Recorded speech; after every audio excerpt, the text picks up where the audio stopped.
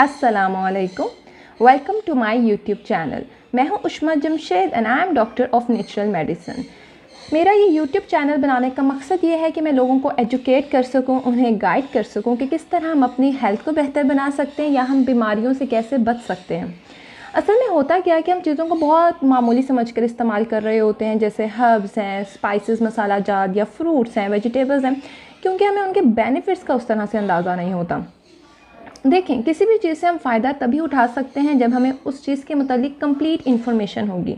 तो मेरा मकसद यही है कि मैं इन चीज़ों के मुतालिक मुकम्मल तौर पर लोगों को गाइड कर सकूं कि कौन सी चीज़ कब इस्तेमाल करनी है, कैसे इस्तेमाल करनी है, किन लोगों को इस्तेमाल करनी चाहिए और किन लोगों को नहीं करनी चाहिए। मेरी पूरी कोशिश होगी कि मैं वीडियो को सादा और आसान अल्फाज में बनाऊँ ताकि जो देखने वाले हैं, सुनने वाले हैं, वो आसानी से समझ सकें। आज की जो वीडियो है उसका मौजू है सिनेमन या फिर दालचीनी। इस वीडियो में हम देखेंगे कि दालचीनी के फ़ायदे क्या हैं, कौन सी बीमारी में इसका इस्तेमाल मुफीद है, इस्तेमाल करने का तरीका क्या है या मेडिकल रिसर्च इसके बारे में क्या कहती है।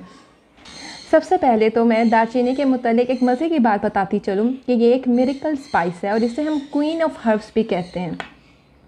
आज तक 49 मसाला जात पर बहुत डिटेल में रिसर्च की गई, जिसमें सिनेमन को नंबर 1 पर रैंक किया गया है। ख़ासकर ये नंबर 1 एंटी डायबिटिक हर्ब है।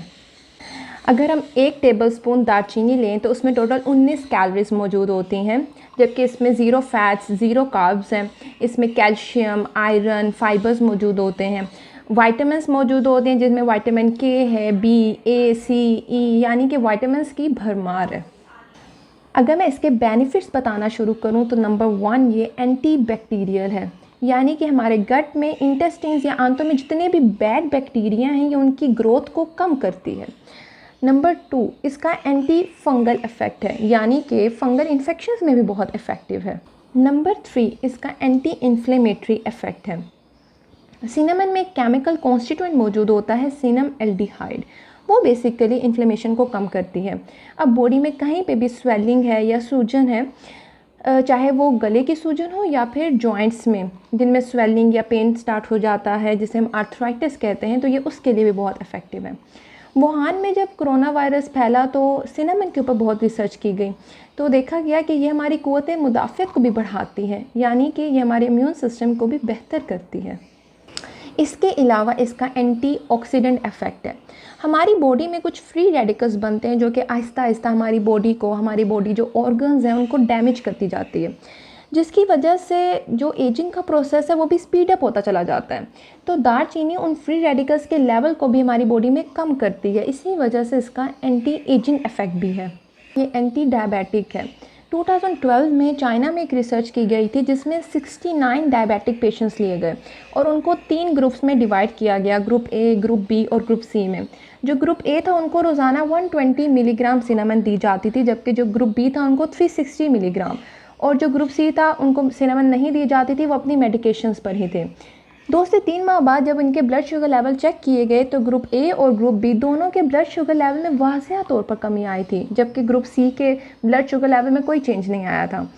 तो इसी वजह से ये जो टाइप 2 डायबिटीज़ मेलाइटिस के पेशेंट्स हैं या जो प्री डायबिटिक हैं उनके लिए बहुत बेहतरीन है, और ये वेट रिड्यूस करने में भी बहुत हेल्प करती है। ये हमारी बॉडी में कुछ ऐसे हार्मोन्स को एक्टिवेट करती है जो कि हमारे एपिटाइट सेंटर को कंट्रोल करते हैं, यानी कि हमारी भूख को सप्रेस करती है। उसके अलावा कार्बोहाइड्रेट या शुगर के मेटाबॉलिक रेट को 20% तक बढ़ा देती है और कार्बोहाइड्रेट की टेंडेंसी को कम कर देती है कि वो फैट की या चर्बी की फॉर्म में बॉडी में स्टोर ना हो सके। इसके अलावा ये एंटी स्ट्रेस भी है, यानी कि ये हमारे बॉडी को, माइंड को रिलैक्स करती है। एंटी कैंसरस है, रेस्पिरेटरी प्रॉब्लम्स में बहुत इफ़ेक्टिव है, यानी कि वो लोग जिन्हें नज़ला, ज़ुकाम या दमे का मसला होता है उनके लिए भी बेहतरीन है। डाइजेशन को बेहतर करती है। वो फीमेल्स जिन्हें मेंस्ट्रुअल क्रैम्प्स की शिकायत होती है उनके लिए भी बहुत बेहतरीन है, क्योंकि ये पेन को भी रिलीफ़ करती है। दालचीनी हमारे पास 2 फॉर्म में अवेलेबल होती है, या स्टिक की फॉर्म में या फिर पाउडर की फॉर्म में। कोशिश करें कि दालचीनी को हमेशा स्टिकी फॉर्म में इस्तेमाल करें, क्योंकि जो पाउडर होता है वो जल्द एक्सपायर हो जाता है। इसके अलावा जो हम मार्केट से पाउडर ख़रीदते हैं उसमें बहुत से प्रिजर्वेटिव्स या फिर जो अननेसेसरी केमिकल्स हैं वो भी ऐड होते हैं। इसलिए मैं ये रिकमेंड करूँगी कि हमेशा स्टिकी फॉर्म में ख़रीदें और उसको ग्राइंड कर लें, कुछ दिनों का पाउडर बनाएं और फिर उसको इस्तेमाल करें। अब इसको इस्तेमाल किस टाइम करना चाहिए? या तो सुबह उठते ही निहार मुँह इसका इस्तेमाल करें, क्योंकि किसी भी चीज़ की एब्जॉर्प्शन सबसे ज़्यादा तब होती है जब हम उसको खाली पेट लेते हैं, या फिर उसको हम बिफ़ोर बेड भी ले सकते हैं। एक तरीका इस्तेमाल ये है कि आप 1 इंच दालचीनी लें और उसको रात में 1 कप पानी में भिगोकर रख दें और सुबह उठते ही उस पानी को छान कर पी लें। दूसरा तरीका इस्तेमाल ये है कि आप पानी को बॉईल कर लें और जैसे ही वो थोड़ा नॉर्मल हो जाए तो उसमें फिर 1 इंच दालचीनी जो है ना वो ऐड कर लें और उसको कवर कर दें। आफ्टर 2 से 3 मिनट्स आप उस पानी को इस्तेमाल कर सकते हैं। कोशिश करें कि दालचीनी को ओवर कुक ना करें। इसके अलावा आप ये भी कर सकते हैं कि आप दालचीनी का पाउडर बना लें और ½ टीस्पून वो पाउडर ले लें और ऊपर से पानी पी लें। मीठे में भी इसका इस्तेमाल कर सकते हैं कि आप दालचीनी का पाउडर ऊपर स्प्रिंकल कर लें। आपने देखा होगा कि जितने भी मशहूर ब्रांड्स हैं वो सब मीठे में लास्ट में दालचीनी का इस्तेमाल करते हैं, क्योंकि ये ब्लड शुगर लेवल को एकदम बढ़ने नहीं देती। अब आप सैंडविचेस में, सूप्स में या स्मूथीज़ में भी इसका इस्तेमाल कर सकते हैं। दालचीनी ख़रीदते हुए आपने एक बात का ख्याल लाजमी रखना है कि ये 2 वैरायटीज़ में अवेलेबल होती हैं। एक है सिलोन और दूसरी है कासिया। जो सिलोन सिनेमन है ये ओरिजिनल और नायाब है और इसको हम ट्रू सिनेमन भी कहते हैं। इसका जो टेस्ट होता है वो थोड़ा माइल्ड स्वीट सा होता है, जबकि जो कासिया है वो टेस्ट में भी थोड़ी तीखी होती है और सिलोन के कंपैरेटिवली कम अच्छी है, क्योंकि उसमें जो टॉक्सिक एक कंपाउंड मौजूद होता है क्यूमेरिन, और उसकी परसेंटेज 1 से 5 तक होती है कि अगर हम इसको बहुत ज़्यादा अमाउंट में और लंबे अरसे तक इस्तेमाल करें तो ये हमारे लीवर को डैमेज कर सकती है। जबकि जो सिलोन है उसमें इसी सब्सटेंस क्यूमेरिन की परसेंटेज 0.004 है, तो इसमें लीवर को डैमेज करने का चांस बहुत कम है। अब किन लोगों ने दालचीनी को इस्तेमाल करते हुए थोड़ा ख्याल रखना है? जिनको ऑलरेडी किडनी या लीवर का प्रॉब्लम है वो इसको इस्तेमाल ना करें, ख़ासकर लंबे अरसे के लिए तो बिल्कुल भी नहीं।